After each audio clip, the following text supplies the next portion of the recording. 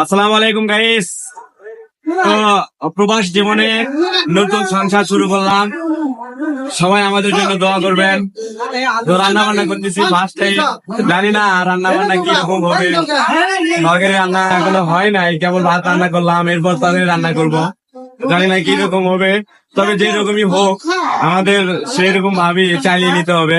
কেন নিরুপায়, আমরা কখনো বাসায় রান্না বান্না করিনি, তো রান্না বান্না করতেছি। দেখেন এই তো রাপি ও ভাত হচ্ছে, এই তো ওর মধ্যে এখন আর বানালো এই তো ভাত হওয়ার মধ্যেই।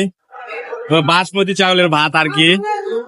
তো ভাত রান্না হওয়ার মধ্যেই, তো এখনো তরকারি রান্না হয়নি। তরকারি একটু পর উঠায় দিব গ্যাসের চুলার উপর। সবকিছু আছে এখানে গ্যাসের চুলো, শুধু রান্না বান্না একটু শিখলেই কাম হতো, কিন্তু আমরা কোনো কিছু শিখিনি। তবে যে রকমই হোক ইনশাল্লাহ হবে, যে রকমই হোক দোয়া করবেন যেন সবকিছু ঠিকঠাক থাকে, ভালো মতো হয়।